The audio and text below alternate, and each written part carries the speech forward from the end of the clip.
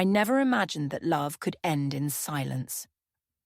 One moment, her laughter filled the walls of our small apartment, soft, bright, alive. And the next, there was only the echo of it, haunting every corner like a ghost that refused to leave. When I found out about her betrayal, the world didn't shatter in one violent crash. It just faded. The light dimmed, the air grew heavy, and every heartbeat felt like dragging a stone uphill. For months, I barely spoke. I stopped meeting friends, stopped answering calls. I would wake up and stare at the ceiling, wondering how something so beautiful could turn so cruel. The nights were the worst, long, endless, filled with memories replaying like an old film I couldn't stop watching. Her face, her touch, the lies behind her smile. Then, one night, unable to bear the silence any longer, I found an old set of paints in a forgotten drawer. I didn't think. I just opened them. The smell of oil and turpentine hit me like a wave. My hands began to move almost on their own, dragging colour across the canvas, wild and broken. I wasn't painting her. I was painting what she left behind inside me. The first painting was chaos, strokes of red and black tangled like veins. I hated it, and yet I couldn't look away. It was ugly and raw, but it was real. For the first time in months, something in me felt alive again. So I painted another, and another. Every night became a ritual. I would sit alone under the dim light, with the smell of paint and regret filling the room. And I would pour my heart out in colour. Days blurred into weeks, weeks into months. Slowly, my pain began to transform. Each painting became less about her and more about me. About rediscovering who I was before the heartbreak. I learned to love silence again, not as emptiness, but as a canvas waiting to be filled. 2 years passed before I realized what I had created. My small apartment was no longer a graveyard. It was a gallery. The walls were covered in my journey. Despair, healing, rebirth. Friends who visited said my art spoke louder than words. Some cried, some smiled. But all of them saw something I hadn't noticed. Strength. That was when I decided to open my own gallery. Not for fame or recognition, but as a tribute. To pain, to love, to the quiet resilience that grows in the ruins of something once beautiful. On opening night, as people wandered through the space, I stood in the corner, watching them absorb the colours of my past. And then I saw her. She was standing in front of the first painting, the one I made the night I thought I'd lost everything. She didn't say a word, her eyes glistened, and for a moment I felt that same ache stir again, but it wasn't sharp anymore. It was soft, distant, like a scar that no longer hurts but still remembers. Our eyes met, and I smiled. Not out of forgiveness, not out of longing, but out of peace. Because the truth was simple. She had broken me once, yes, but from that fracture, I had built something stronger, more beautiful than I ever thought possible. Now, every morning when I unlock the gallery and sunlight spills across the paintings, I feel it. Not the pain of loss, but the quiet triumph of survival. Love may have destroyed me once, but art rebuilt me, piece by piece, colour by colour. And for the first time in years, I'm not afraid of silence anymore. A few weeks after that night, the gallery began to take on a life of its own. People came not just to look, but to feel. They said my paintings carried something raw and human, something they couldn't quite name. Every visitor left a piece of their own story behind, and in their eyes, I saw fragments of myself reflected. One rainy afternoon, as I was rearranging a few canvases, I heard the soft chime of the door. I looked up, and she was there. Not her from before, not the ghost of my past, but someone new. She stood quietly near the entrance, water dripping from her umbrella, her hair slightly damp, her eyes tracing the colours that lined the walls. She walked slowly, carefully, as if she were afraid to disturb the silence that hung in the air.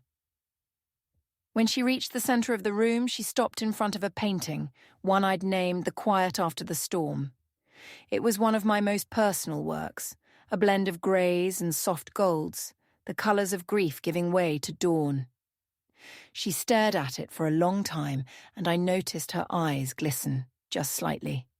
Then she turned toward me and smiled, that kind of smile that carries both sadness and warmth, like someone who has known loss but still chooses to love. "This one," she said softly, "it feels like breathing after drowning." Something in her words struck me so deeply that I forgot how to reply. For the first time in years, I felt my heart skip for something other than pain. We talked. Her name was Clara. She was a writer, she told me, someone who believed that words could heal the same way colours could. She came back the next day, and the day after. At first, she said it was just to see the paintings again. But soon she started bringing her notebook, sitting quietly in the corner, writing while I worked. Sometimes she'd read a line to me, small, delicate phrases about loss, love, and light returning after darkness. Without realizing it, our silences began to merge. They weren't heavy anymore. They were full of small breaths, of glances, of quiet understanding. One evening, as the sun was setting, its light poured through the gallery windows, turning everything gold. I was cleaning brushes and she stood beside me, holding one of my finished canvases. "You paint like someone who's forgiven the world," she said. I looked at her, the golden light wrapping around her like a halo. "Maybe I have," I whispered. "Or maybe I've just learned that beauty doesn't disappear, it just changes shape." Her eyes softened. "Then maybe love does the same." I didn't answer. I couldn't. But in that silence, something shifted inside me again, gently, like a door opening to a room I thought I'd locked forever. That night, after she left, I stayed in the gallery long after dark. I began a new painting, one different from all the rest. It wasn't born from pain, but from hope. Soft shades of blue and white, a hint of warmth in the center. It felt like her. Like the calm after everything had burned and bloomed again. When she returned the next morning and saw it, she didn't say a word. She just touched my hand, lightly, uncertainly, and smiled. And in that small moment, I realized something profound. Love doesn't always return the same way it left. Sometimes it finds you again, gentler, wiser, quieter.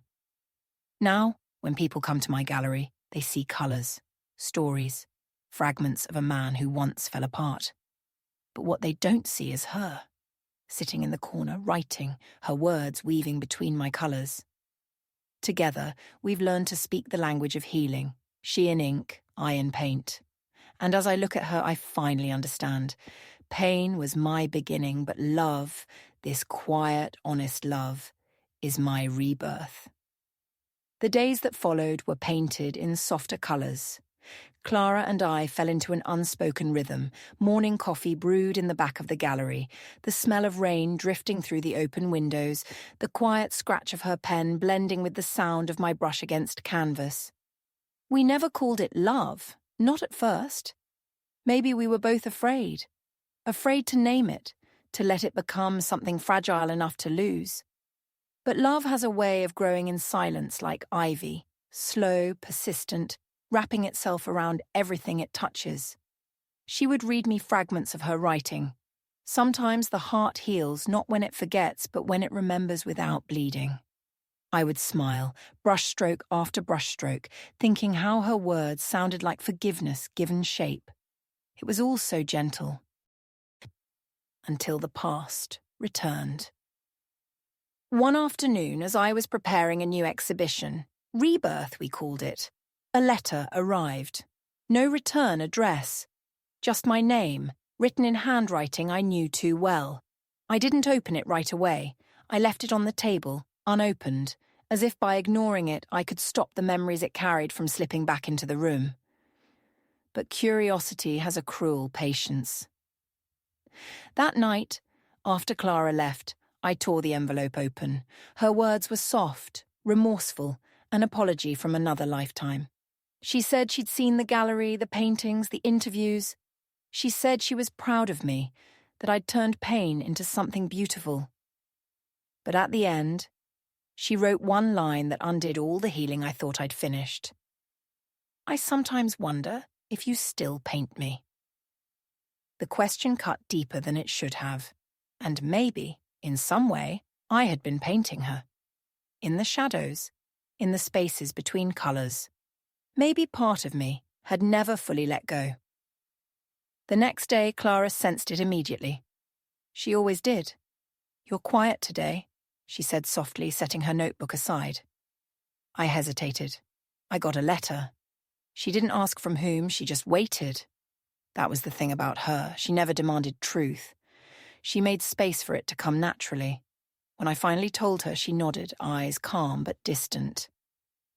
"Do you still love her?" The question lingered in the air like smoke. "No," I said, almost too quickly.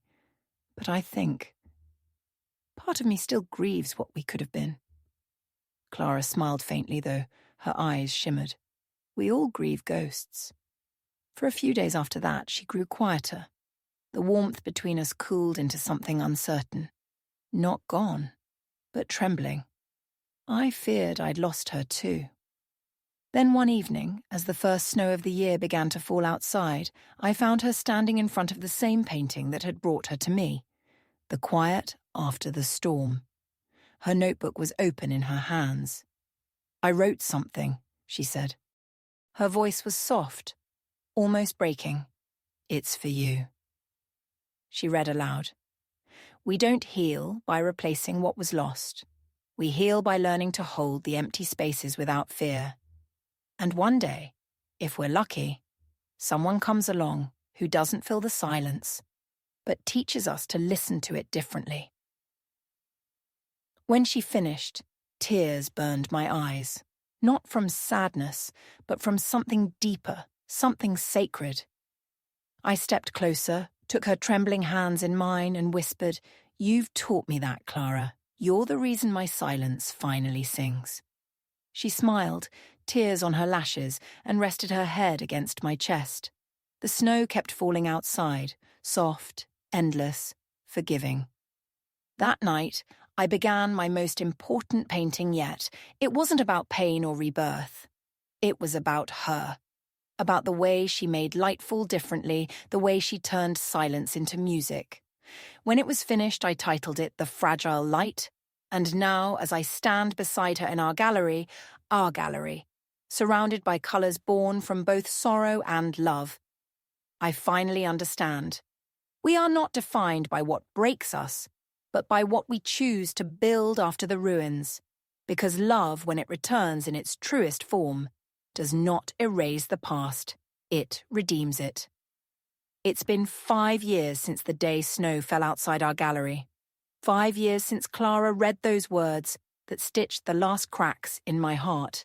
The world has changed around us, seasons passing like brushstrokes, each one softer than the last. But inside, the gallery remains almost the same. The walls have more paintings now, her notebook pages framed between them like whispers caught mid-air. Together, we've built not just a space of art, but of memory. A living testament to what pain can become when touched by love. Every morning, the light filters through the high windows, and I still feel the same quiet awe I did on the first day. The scent of paint mixes with the smell of her coffee. Somewhere in the corner, she hums a melody I never recognize. She says it helps her write, but I think it's simply the sound of her joy. Sometimes people visit, couples mostly, holding hands, speaking in low voices. They ask about the paintings, about the colors, the meaning, the story behind them. I always smile because the story is too vast for words. But sometimes I tell them, these aren't paintings about loss. They're paintings about finding your way back to yourself. One evening, after the visitors had gone and the lights were dim, Clara walked up behind me. She placed her hands around my waist, her head resting against my back. "Do you ever miss who you were before all this?" she whispered. I thought about it. The man who once painted only to survive, who feared silence, who couldn't tell the difference between memory and pain. I smiled. No, I said quietly. He was only a sketch. You helped me finish the portrait. She laughed softly, that light, free laugh that still undoes me. And what about me? You, I turned, brushing a strand of hair from her face. You were the colour I didn't know I needed. Her eyes glowed, the way they always did when she was about to cry but wouldn't. She took my hand and led me outside. The city stretched before us, alive with lights, small stars fallen to earth. The air was cool, carrying the faint scent of rain. You know, she said, looking up at the night sky, I think the universe has a way of returning what we thought we'd lost. Only changed, softened. I looked at her then, really looked.